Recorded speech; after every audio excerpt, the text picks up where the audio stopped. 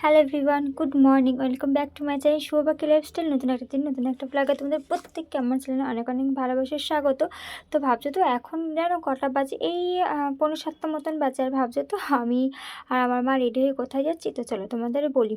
আগের দিন রাতে যেই কারণে এসেছি সেটার জন্য যাচ্ছি। আগের দিন রাতে যেহেতু বাপের বাড়ি থেকে গেছিলাম, তার কারণটা হচ্ছে আজ মাকে নিয়ে যাবো ডাক্তারখানায়। অনেকটা দূরে যাব, কল্যাণীতে যাব, সেই মেন কল্যাণী। আর সেন্ট্রাল পার্কের ওখানে যাবো গাইনো ডাক্তার দেখাতে। তো কিসের জন্য যাচ্ছি, কি হয়েছে না হয়েছে সেটা তোমরা পরের ক্লিপে জানতেই পারবে।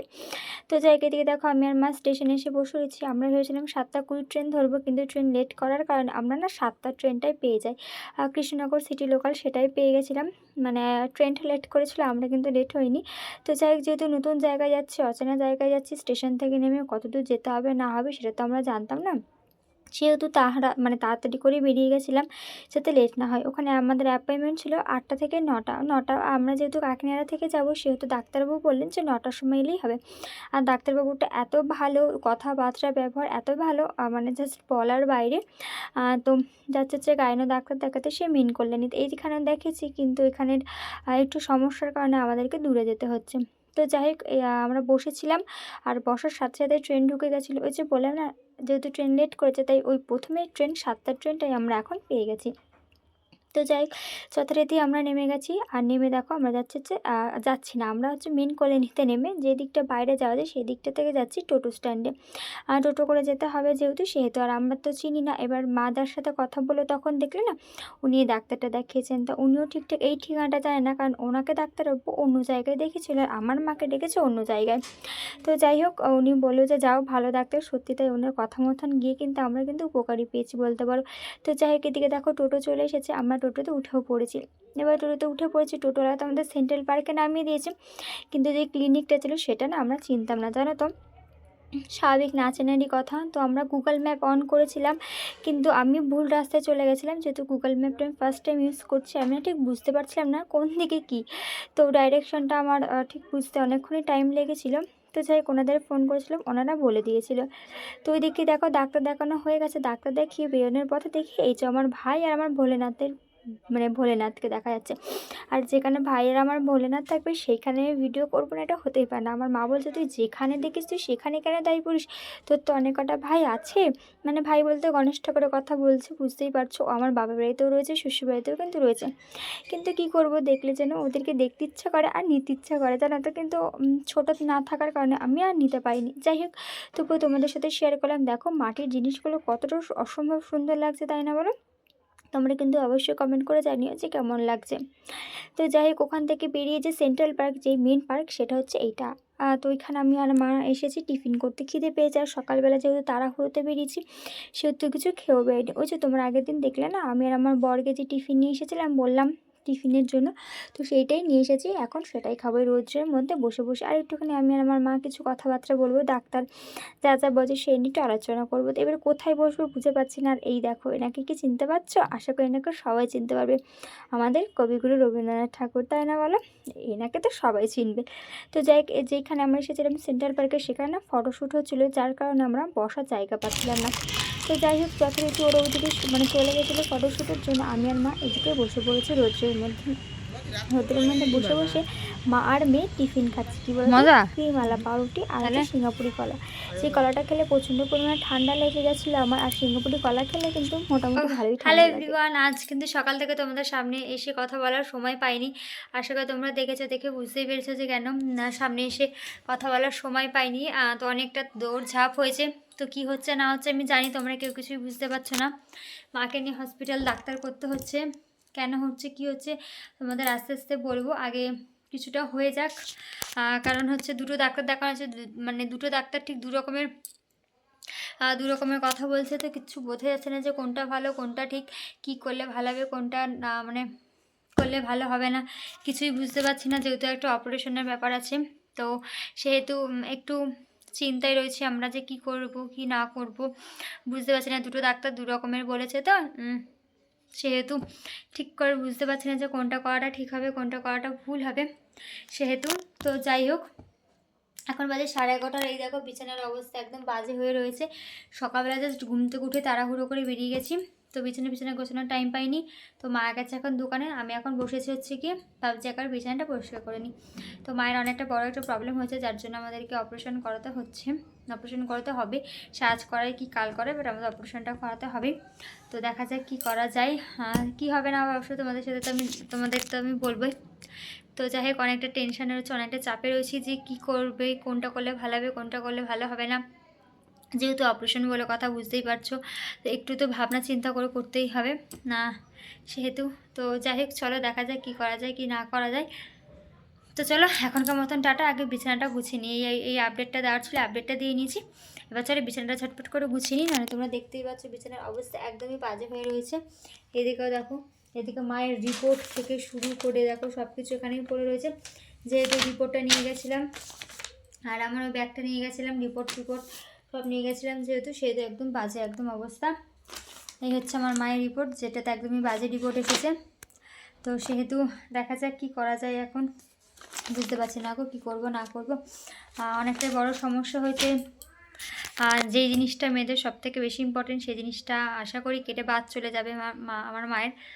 বুঝতেই পারছো যে নাইটা সবথেকে মেন থাকে, সেই নাইটাতে আমার মার অসুবিধা হয়েছে, সেহেতু ওটা পুরোপুরি কেটে বাদ চলে যাবে। এবার দেখো, বাদ দিলে তো বাদ হয়ে যাবে, তারপরে কোনটা ভালো হবে কি না হবে ঠিক বুঝতে পারছি না, কোন ডাক্তারটা ভালো হবে, কোন অপারেশনটা কীভাবে করলে ভালো হবে, সেটা নিয়ে একটু টেনশন রয়েছে। আর তার থেকেও বড় টেনশন হচ্ছে কী বলতো, আমাদের মতন ঘরে না ফোক ওই 40,000 50,000 টাকা দিয়ে অসম্ভব হয়ে যাচ্ছে করানোটা। তো আমরা ভাবছি যেখানে স্বাস্থ্যসাথীটা অ্যালাউ করছে সেখানেই যাব। তো আজ যেই কল্যাণীতে দেখাতে গেছি, সেখানে স্বাস্থ্যসাথী অ্যালাউ করেছে, কিন্তু এখনও বুঝতে পারছি না কী করব না করব। তো দেখা যাক কী হয়। তো যাই হোক, চলো এখনকার মতন আগে বিছানাটা গুছিয়ে, তারপর তোমার সাথে দেখা যাচ্ছে। টাটা। গোছানো হয়ে গেছে, আর এই নাইটিটা আজকে কেচে দেবো, আজ মাথা ঘষবো। তো চলো একটা জিনিস দেখাই তোমাদেরকে।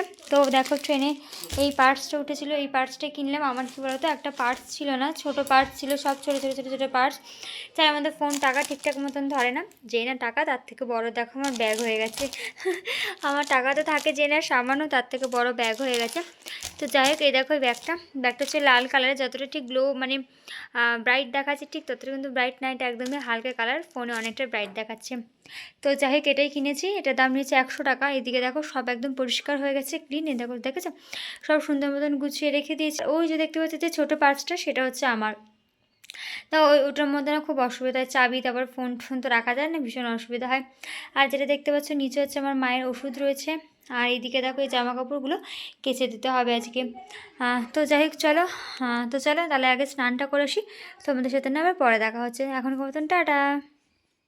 এখানে চলে এসেছি খাওয়ার নিয়ে, যেহেতু সকালে কিছু খাইনি, আর ওই একটা পাউরুটি আর কলা দিয়ে আমার ঠিক মানে খিদেটা মানে মেটেনি বলতে পারবো না, খিদে মিটেছিল আবার খিদে পেয়ে গেছিলো। এদিকে মা রান্না করছিলো আর আমাকে খেতে দিয়ে দিয়েছিলো যে পেঁয়াজ কড়িয়ালে ভাজা, আর ওখানে হচ্ছে মাংস। আমি মাংসের ঝোল না, আমি কষা মাংস দিয়েই খাবো। তো যাই হোক, তোমরা তো আশা করি জানলে যে কী হয়েছে না হয়েছে। তো দেখা যাক এখন কি করা যায়, কতদূর কী হয়। তো এইসব মানে খাওয়া দাওয়া করে আমি একটুখানি ঘুমিয়ে পড়েছিলাম। তো ঘুম থেকে উঠেছি, দেখি আমার বড় চলে এসেছে, আর এদিকে মা দিয়ে দিয়েছে র চা আর বিস্কুট। আর এখন আর দুধ চাটা খেলাম না, ওই র চাটা কোনোরকম কষ্ট করে খেয়ে নিয়েছি। তোমরা প্রত্যেকে জানো আমার র চা খেতে কিন্তু একদমই ভালো লাগে না। আর এইদিকে আমার বর খেলছে গেম, আর আমার বর গেম খেলবে আর আমি ডিস্টার্ব করবো, এটা হতেই পারে না। তো যাই আমি একটু ডিস্টার্ব করে নিলাম, এই আর কি। হ্যালো এভরিওয়ান, এখন বাজে ঠিক 7:30, আর এখন বসে পড়েছি চা নিয়ে। আজ সকাল থেকে চা খাইনি, আর এখন বসেছি রচা খেতে, যেটা আমার একদম খেতে ভালো লাগে না, তাও আজকে রচা নিয়ে বসেছি। আর এই দেখো, দেখতে পাচ্ছ আমি যে কানেরটা পরেছি, এটা কিন্তু আমার মায়ের কানের, বিয়ের কানের আমার মায়ের। আমারটা তো একদমই ছোট্ট করেছি আমি, যাতে সবসময় ইউজ করতে পারি। তো ওটা মানে অনেকটাই ছোট হয়ে গেছে। তো ইচ্ছা হলো আজকে মায়ের এই কানেরটা পরবো, তাই পরলাম। দেখেছো কানেরটা এই দেখো, ডিজাইনটা কিন্তু খুব সুন্দর। অবশ্যই কিন্তু তোমরা কমেন্ট করে জানিও যে কানেরটা পরে আমার মুখটা কেমন লাগছে। আমার বর তো বলছে যে আমার মুখটা ছোট, কানেরটা অনেকটা বড় হয়ে গেছে। যাই হোক, তো তোমরা অবশ্যই কমেন্ট করে জানিও যে আমাকে কানেরটা পরে কেমন লাগছে। আমিও পরি না, অনেকটা বড় তো, সেহেতু আমিও খুব একটা পরি না। তো আজকে আমি পরলাম, মানে পরে খুলে ফেলি, বাট আজকে আমি অনেকক্ষণ ধরেই পরে রয়েছি। সে দুপুরবেলায় এসে পড়েছি, খাওয়া দাওয়া করে ঘুমিয়েও পড়েছিলাম আমি এই কানেরটা পরেই, অসুবিধা হয়নি। তো যাই হোক, অবশ্যই কিন্তু একটা কমেন্ট করে জানিও আমাকে কেমন লাগছে। বড় বলে না, আমার সামনে যেই গেম খেলুক না কারণ আমি প্রত্যেককে ডিস্টার্ব করি, সে যেই হোক, শুধু একান্ত আমার বর বলে না, যে গেম খেলে আমার সামনে আমি প্রত্যেককে ভীষণ পরিমাণে বিরক্ত করি, গুলি চালাই, অকারণে গুলি চালাই, মানে যেইগুলো করা যায় না সেইগুলোই করি। আর সবাই না প্রচণ্ড বিরক্তও হয় যদি বা আমাকে কেউ ওরকমভাবে কেউ কিছু বলে না, আর বলবেই বা কি, ভালো লাগে এইগুলো করতে। গেম খেলছে ডিস্টার্ব করতে কিন্তু আমার ভীষণ ভালো লাগে। আর হ্যাঁ, অবশ্যই কিন্তু বলো আমার মায়ের কানেরটা পরে আমাকে কেমন লাগছে। এটা কিন্তু আমার মায়ের বিয়ের কানের, অনেকটা বড় যেহেতু, সেহেতু আমার মুখে না খুব একটা মানায় না, সেহেতু আমি পরিও না। আজকে পরেছিলাম তো সবাই বলেছে না মোটামুটি ভালোই লাগছে, একটু মোটা সোটা হলে মুখ চুখ যখন গোলগাল হবে তখন নাকি বেশি ভালো লাগবে। সে বলে না গাছে কাঁঠাল গোপে তেল, কবে আমি মোটা হবো সেই আশায় বসে থেকে লাভ নেই, আমি একটুখানি পরিয়ে নিলাম। তো যাই হোক, সেসব কথা বাদ দাও। তো দেখো, যেই জামা কাপড়গুলো ছিল হসপিটালের জামা কাপড়গুলো যেইগুলো পরে গেছিলাম সেগুলো কিন্তু আমি ভালো মতন সব ধুয়েই মেজে নিয়েছি। সরি মেজে না, ধুয়ে নিয়েছি। আর যেহেতু আজকে রোদটা অনেকটাই পরিমাণে কম ছিল, তুলনামূলক অনেকটাই পরিমাণে কম ছিল, সেহেতু না জামা কাপড়গুলো একটুকুও শোকায়নি। আর আমার বর এখন গেছে একটু মালিকের বাড়িতে টাকা আনতে, কাজ করেছে, সেই টাকাটা বলেছে যে মালিক বাড়ি ছিল না, এসে বলেছিল ফোন করব তখন যাবি, তা ফোন করেছে তাই আমার বর গেছে। আর এদিকে আমি, বাবাও চলে গেছে রথতলা, আর এদিকে আমি আর মা রয়েছি একা একা ঘরে, মানে পুরো বাড়িতে বলতে পারো। তো ওদিকে মা টিভি দেখছে, তো আমি এদিকে টিভি দেখতে দেখতে জামা কাপড়গুলো প্যাকিং করে নিচ্ছি। এই তো এখন চললো আমাদের, একবার এই বাড়ি থেকে জামা কাপড় প্যাকিং করে ওই বাড়ি যাবো, আর ওই বাড়ি থেকে প্যাকিং করে এই বাড়ি আসবো। আর দেখা যায় কতদিন হয়। এবার একটা সমস্যা হয়েছে, আমি তো একাই একটা মেয়ে, আমাকে তো দেখতেই হবে তাই না, আর তো কেউ নেই। তো যাই হোক, ভেজা জামা কাপড় আমি নিয়ে নিচ্ছি, কালকে নয় রোদ্র যখন বেরোবে ওবেলাটা গিয়ে আমি তখন নয় ওইগুলো রোদ্রে দিয়ে নেবো, কারণ আর কিছু করার নেই। এখন ভেজে গেছে, আর কিছু সত্যি আর কিছু করার নেই, ওই ভেজা জামা কাপড়গুলো নিয়ে নিলাম। আর সাথে নিলাম ফোনের চার্জার, তারপরে হচ্ছে তোমার, আর ফোনটা না ফোকাস নিচ্ছিল না, সেটা একটু ঠিক করে নিলাম। ফোনের চার্জার, ফেস ওয়াশ, তারপর হচ্ছে তোমার হেডফোন যা যা ছিল সব কিছু নিয়ে নিয়েছি। আর এদিকে মা বললো একটুখানি ভাতটা বসিয়ে দিতে, তাই আমি বললাম যে ঠিক আছে আমি ভাতটা বসিয়ে দিচ্ছি, কোনো অসুবিধা নেই। সেহেতু আমার মায়ের শরীরটা তুলনামূলক অনেকটাই খারাপ, অনেকটাই যেহেতু বড় প্রবলেম, বুঝতে পারছো জরায়ু নাড়িতে ইনফেকশান আছে, না তোমার সিস্ট টিউমার এসব রয়েছে। তো প্রচণ্ড পরিমাণে ব্যথা করছিল, মানে ব্যথা করে আর কি। না, আগে ডাক্তার ওষুধ দেয়নি, যেহেতু এই ডাক্তারের কাছে আসতে হয়েছে, তো এই ডাক্তার ওষুধ দিয়েছে, অনেক কিছু দিয়েছে, ইনফেকশন কমানোর ওষুধ দিয়েছে, প্লাস ব্যথার ওষুধ দিয়েছে, যেটা আগের ডাক্তার দিয়েছিল না। তো দেখা যাক, ওষুধ খাক, খেয়ে দেখি কী হয়। 10 দিন পরে রিপোর্ট করতে বলেছে, তারপর অপারেশনের ডেট দেওয়া হবে, তখন অপারেশন করাবে কল্যাণীতেই। তো আগে কমুক, দেখি কিছুটা হলেও ব্যথা কমে নাকি। আমার তো কথাবার্তা শুনে অনেকটা শান্তি পেয়েছিলাম, কারণ আমি অনেকটা ভয় পেয়ে গেছিলাম গো। একটা অপারেশন বলে কথা, ভীষণ পরিমাণে ভয় লাগে গো, তাও আবার নিজের মায়ের। বুঝতেই পারছি আমার সিচুয়েশানটা, আশা করি। তো যাই হোক, এদিকে আমি ভাত বসিয়ে দিয়েছি, আর আমার বর কিন্তু এতক্ষণে চলেও এসেছে। আমার বড় যে ঘরে বসে বসে পাবজি খেলছে আর ফোনটা চার্জ দিচ্ছে। তো যাই হোক, আমি ভাতটা বসিয়ে নিলাম। আর অপারেশন বলে কথা, বুঝতেই পারছি আমি একটা ছোট্ট মেয়ে, কী করে যে সব সামলাবো জানি না। তো যাই হোক, চলো আজকের মতন টাটা। কেমন লাগলো ভিডিওটা অবশ্যই কমেন্ট করে কিন্তু জানাতে ভুলো না।